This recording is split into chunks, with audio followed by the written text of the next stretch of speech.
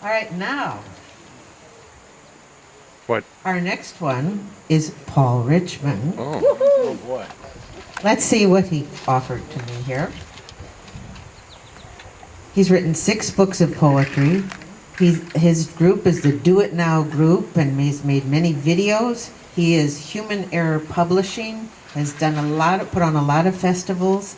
He works a great deal with Tony Vacca, who is Project Senegal, and an incredible percussionist and musician. And we are really lucky to hear this. Yay. Thank you.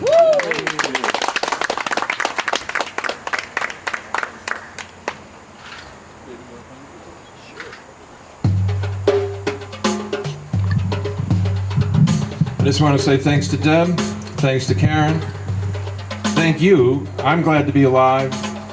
I'm glad to be here to take in your words and be inspired. And so thank you. I'm glad that we're all alive and that we can maybe affect what's going on.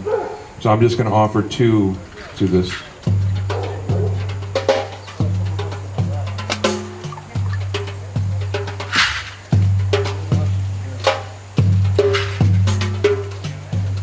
This one was a request.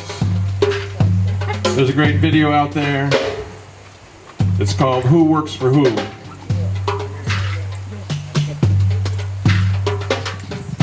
Unidentified.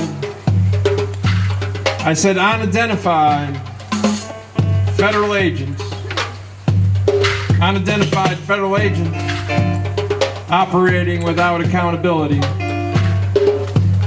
How do we stop them? Who will tell them?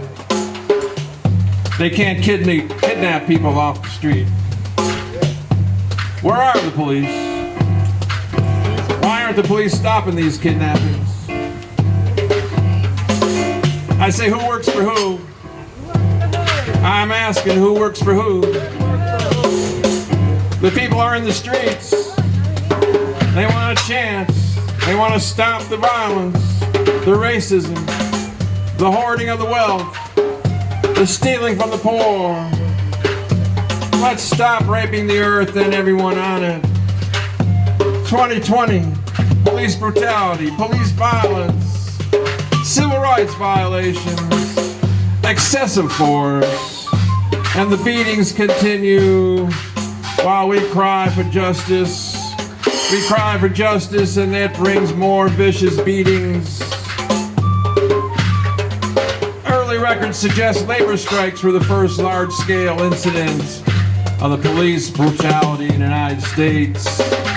There was the railroad strike of 1877, the Pullman strike of 1894, the Lawrence strike of 1912, the Ludlow massacre of 1914, the Great Steel Strike. That's right, we're talking the Great Steel Strike of 1919, and on and on and on and on and on. The paid thugs. And now the thugs are militarized. The military says it gives them a bad name, and yet why isn't the military stopping them? Protecting the people. Who works for who? Who works for who? Forcing so many into poverty. They say desperate people are easy to control. Are they? Are they? Are they? Are they? Every camper knows don't get in between the mother bear and her cub. Yes, mothers showed up and dads, but it was the youth carrying the new torch. The Bill of Rights, the First Amendment, freedom of speech, freedom to assemble. Yeah, and once again, Congress doesn't get the job done. They go on vacation. I think they're on vacation while millions of people need money and work and food today. They went on vacation. Who works for who? Who works for who? Yeah, we're in the streets. The virus has shut it down. Let's remember we can shut it down in order there to be real change. Because who works for who? Who works for who?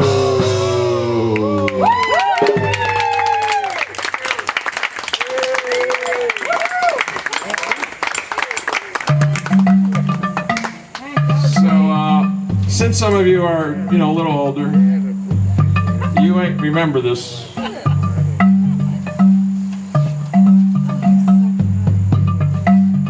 This is called flashcards. Everybody remember flashcards?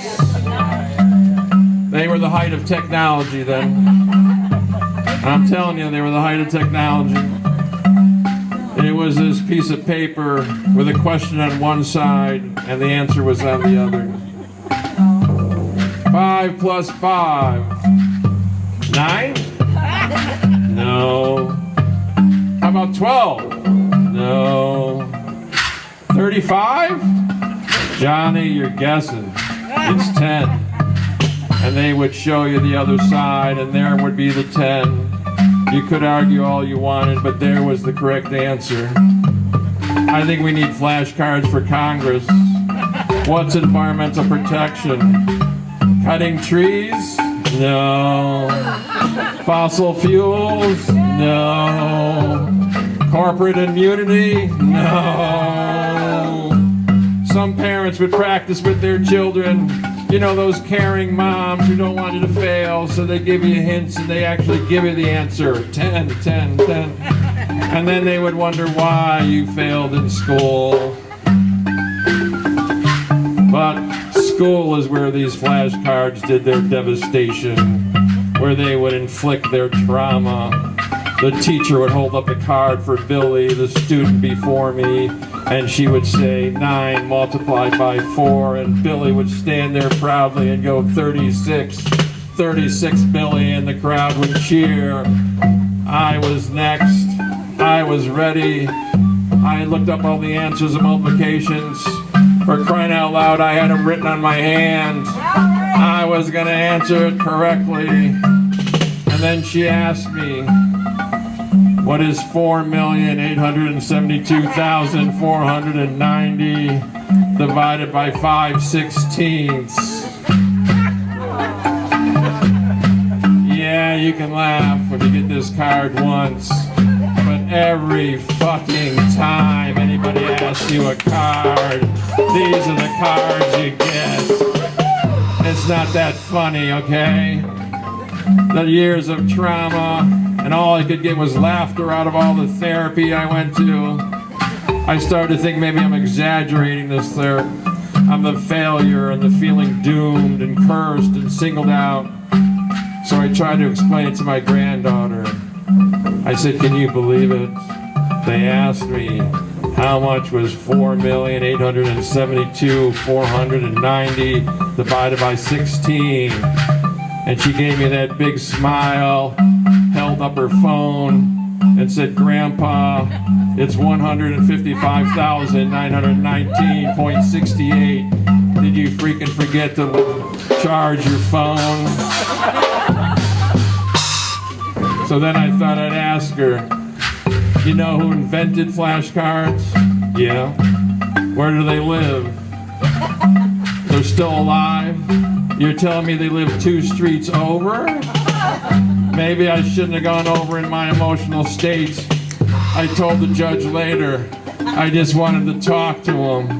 How was I going to know they were going to open up the door and smile and say, what's 6,500.042 multiplied by 800.167422? So I just want you to know now, under this heavy restrained meditation time, the heavy narcotics, the ankle bracelet that administers electric shock, I have calmed down. I can almost see that this could be funny if it happened to somebody else, but I have to keep asking, why me?